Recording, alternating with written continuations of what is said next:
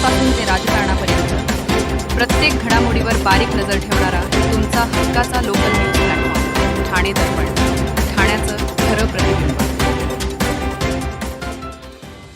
शिवसेनेतील फुटीनंतरही उद्धव ठाकरे यांची साथ देणारे कल्याण ग्रामीणचे माजी आमदार सुभाष भोईर यांनी शेकडो कार्यकर्त्यांसह भारतीय जनता पार्टीमध्ये जाहीर प्रवेश केला आहे. या प्रवेशाच्या निमित्ताने भाजपने ठाणे महापालिका निवडणुकीच्या तोंडावर ठाकरे गटाला मोठा धक्का दिलाय. तसे भोईर हे उपमुख्यमंत्री एकनाथ शिंदे यांचे पुत्र खासदार डॉक्टर श्रीकांत शिंदे यांचे कट्टर विरोधक म्हणून भोईर ओळखले जात असून या पक्ष प्रवेशाच्या निमित्ताने त्यांनी भाजपच्या नेत्यांशी जुळून घेत शिंदे सेनेला डिवचल्याची चर्चा आहे. शिवसेनेतील फुटीनंतरही अनेक आजी माजी आमदार नगरसेवकांनी उपमुख्यमंत्री एकनाथ शिंदे यांची साथ दिली होती. मात्र माजी आमदार भोईर यांनी उद्धव ठाकरे यांची साथ दिली. उपमुख्यमंत्री एकनाथ शिंदे यांचे पुत्र खासदार डॉक्टर श्रीकांत शिंदे यांचे कट्टर विरोधक म्हणून भोईर ओळखले जातात. यातूनच त्यांनी उद्धव ठाकरे यांच्या सोबत राहण्याचा निर्णय घेतला होता. यंदाच्या निवडणुकीत शिंदे गटाने त्यांचा पराभव केला. दरम्यान स्थानिक स्वराज्य संस्थेच्या निवडणुकीच्या तोंडावर राजकीय हालचाली वाढल्या होत्या. त्यांनी मुख्यमंत्री देवेंद्र फडणवीस यांची काही दिवसांपूर्वी भेट घेतली होती. जुना मुंबई पुणे राष्ट्रीय महामार्गावरील कल्याण फाटा ते कळंबोलीपर्यंत मोठ्या प्रमाणावर होणारी वाहतूक कोंडीची समस्या सोडवण्यासाठी त्यांनी ही भेट घेतल्याचे म्हटले होते. असे असले तरी या भेटीच्या निमित्ताने राजकीय वर्तुळात वेगवेगळ्या चर्चा रंगल्या होत्या आणि ते भाजपच्या वाटेवर असल्याची ही चर्चा होती. अखेर असे असतानाच माजी आमदार सुभाष भोईर यांनी शेकडो कार्यकर्त्यांसह भाजपचे प्रदेशाध्यक्ष रवींद्र चव्हाण यांच्या उपस्थितीत भाजपमध्ये जाहीर प्रवेश केलाय. त्यावेळी आमदार संजय केळकर, आमदार डावखरे, शहराध्यक्ष संदीप लेले उपस्थित होते. कल्याण शिल्ड रोडवरील पडलेगाव मुक्त रेसिडेन्सी परिसरात वन विभागाने एका मादी जातीच्या सोनेरी कोल्ह्याची यशस्वीपणे सुटका केली. शीळ भागात एका वन्य प्राण्याचा वावर असल्याची माहिती शीळफाटा अग्निशमन दलाने वन विभागास कळवली होती. या माहितीची तत्काळ दखल घेत ठाणे वन परिक्षेत्र अधिकारी नरेंद्र मुटे यांच्या मार्गदर्शनाखाली वन विभागाने तातडीने रेस्क्यू मोहीम राबवून एका मादी सोनेरी कोल्ह्याला सुरक्षितरित्या ताब्यात घेतले. ही कारवाई वन परिमंडळ अधिकारी संदीप मोरे, कळवा वन परिमंडळाचे कर्मचारी वृंद आणि वी चॅरिटेबल ट्रस्ट व वन्यजीव स्वयंसेवी विशाल कंतरिया यांच्या पथकाने यशस्वीरित्या पूर्ण केले. सुटका करण्यात आलेली मादी अंदाजे 1 ते 2 वर्षाची असून ती वन्यजीव संरक्षण कायद्याच्या शेड्यूल 1 अंतर्गत संरक्षित आहे. सध्या या वन्य प्राण्याला पुढील वैद्यकीय तपासणी व निरीक्षणासाठी वन्यजीव परागम केंद्र डायगर येथे हलवण्यात आले असून तिची प्रकृती स्थिर आहे. वन विभागाच्या नियमानुसार पुढील कायदेशीर प्रक्रिया सुरू असून नागरिकांनी वन्यजीव आढळल्यास तात्काळ वन विभागाच्या हेल्पलाईनवर संपर्क साधावा असे आवाहन श्री मुटे यांनी केले. धनगर समाजाच्या न्याय हक्कासाठी संपूर्ण महाराष्ट्रात सातत्याने संघर्ष करणारी एकमेव संघटना म्हणून ओळख असलेल्या यशवंत सेनेचे सरसेनापती माधवभाऊ गडदे यांनी आपल्या संघटनेतील सर्व जिल्हाप्रमुख, पदाधिकारी तसेच हजारो कार्यकर्त्यांसह शिवसेनेत जाहीर पक्षप्रवेश केलाय. हा भव्य सोहळा ठाण्यातील गंगूबाई शिंदे सभागृहात मोठ्या उत्साहात पार पडलाय. या ऐतिहासिक पक्षप्रवेश कार्यक्रमाला शिवसेना मुख्य नेते व महाराष्ट्र राज्याचे उपमुख्यमंत्री एकनाथ शिंदे यांची प्रमुख उपस्थिती होती. यावेळी शिवसेना सचिव राम रेपाळे तसेच अनेक वरिष्ठ पदाधिकारी, लोकप्रतिनिधी व कार्यकर्ते मोठ्या संख्येने उपस्थित होते.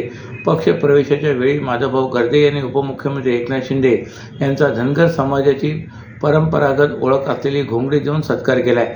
यावेळी उपस्थितांना संबोधित करताना माधवभाऊ गडदे म्हणाले की लोकसभा व विधानसभेच्या निवडणुकांमध्ये यशवंत सेनेने शिवसेनेला जाहीर पाठिंबा दिला होता. त्याचा परिणाम म्हणून धनगर समाजाचा प्रभाव असलेल्या अनेक मतदारसंघामध्ये धनगर समाजाने शिवसेनेला भरभरून मतदान केले. परिणामी शिवसेनेचे आमदार व खासदार मोठ्या मताधिक्याने निवडून आले. ते पुढे म्हणाले की धनगर समाजाचे आरक्षण, शिक्षण, रोजगार, विकास व सामाजिक न्यायाशी संबंधित अनेक प्रश्न आजही प्रलंबित आहेत. आतापर्यंत अनेक सरकारे आली आणि गेली, मात्र सर्वच पक्षांनी धनगर समाजाची फसवणूक केली. मात्र उपमुख्यमंत्री एकनाथ शिंदे हे शब्दाला जागणारे, कष्टकरी समाजाची नाळ जपणारे नेतृत्व असून ते धनगर समाजाला निश्चितच न्याय देतील असा ठाम विश्वास आहे. यावेळी उपमुख्यमंत्री एकनाथ शिंदे यांनी यशवंत सेनेच्या सर्व कार्यकर्त्यांचे शिवसेनेत स्वागत करताना सांगितले की शिवसेना नेहमीच वंचित, उपेक्षित व संघर्ष करणाऱ्या समाजाच्या पाठीशी ठामपणे उभी आहे. धनगर समाजाच्या प्रश्नांवर सकारात्मक, ठोस व कालबद्ध निर्णय घेतले जातील असा विश्वास त्यांनी व्यक्त केला आहे.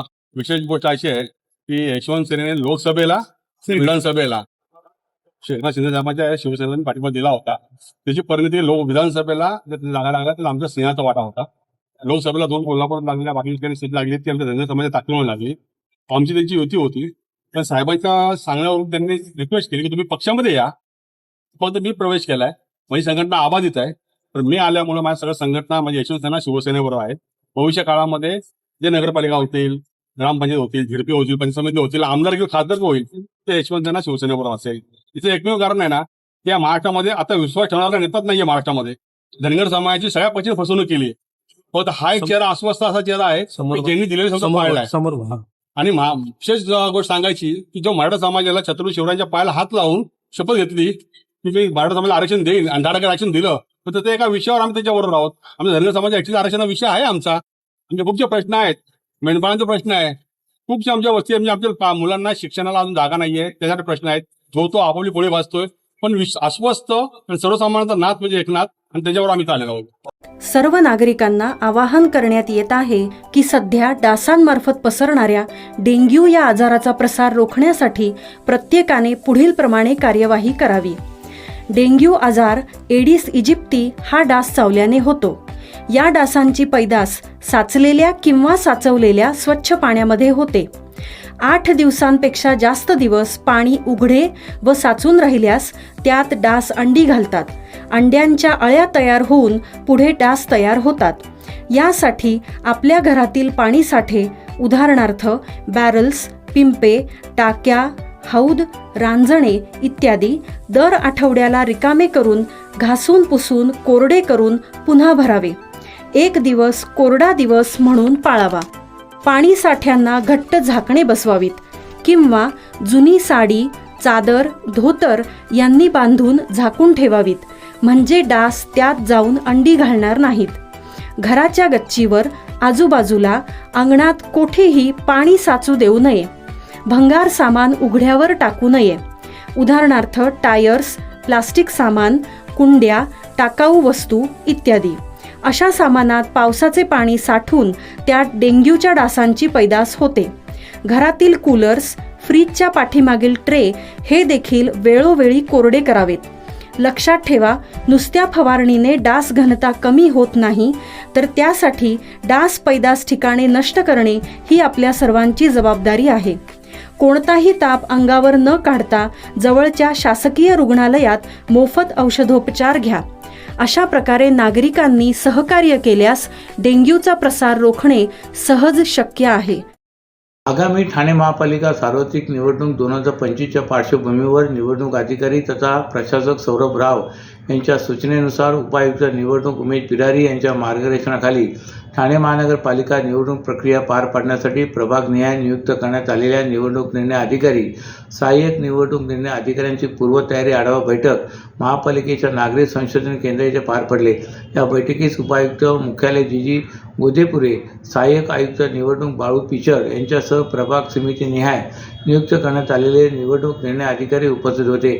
माजिवडा मानपाडा प्रभाग समितीच्या निवडणूक निर्णय अधिकारी उपजिल्हाधिकारी शारदा पवार, वर्तकनगर प्रभाग समितीच्या सप्तशील शिंदे, लोकमान्य सावरकरनगर प्रभाग समितीचे सर्जेराव मस्के पाटील, वाघे प्रभाग समितीच्या वृषाली पाटील, नौपाडा कोपरी प्रभाग समितीच्या प्रज्ञा सावंत, उत्तरसर प्रभाग समितीच्या उर्मिला पाटील, कळवा प्रभाग समितीचे अश्विनी पाटील, मुंब्रा प्रभाग समितीचे गोपीनाथ ठोंबरे व अविनाश कोस्ती, दिवा प्रभाग समितीचे सुनील शिंदे, वीरसिंग वसावे यांच्यासह सहाय्यक निवडणूक निर्णय अधिकारी या बैठकीस उपस्थित होते.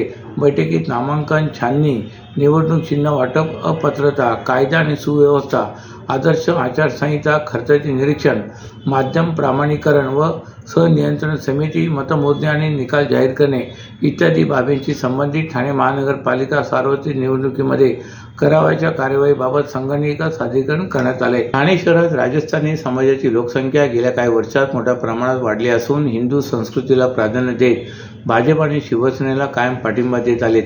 त्यामुळे आगामी ठाणे महापालिका निवडणुकीत किमान 5 राजस्थानी बांधवांना उमेदवारी द्यावी अशी मागणी राजस्थानी विकास मंच महाराष्ट्र आणि राजस्थानी प्रगती मंडळ ठाणे यांनी आयोजित पत्रकार परिषदेत केले.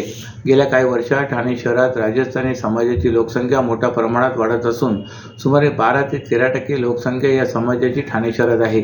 राजस्थानची परंपरा आणि हिंदू सनातन संस्कृती जपत भाजप आणि शिवसेना शिंदेगड या पक्षाची निष्ठा ठेवून कायम त्यांच्या समर्थनात उभे राहिले राहिलेत. स्थानिक निवडणुकांसह लोकसभा, विधानसभा निवडणुकीत कायम तन, मन आणि धन अर्पण करून या पक्षाने काम करत आलेत, अशी माहिती राजस्थान प्रगती मंडळ ठाणेचे अध्यक्ष राकेश मोदी आणि राजस्थान विकास मंच महाराष्ट्राचे अध्यक्ष कपूर रामावत यांनी पत्रकार परिषदेत माहिती दिली.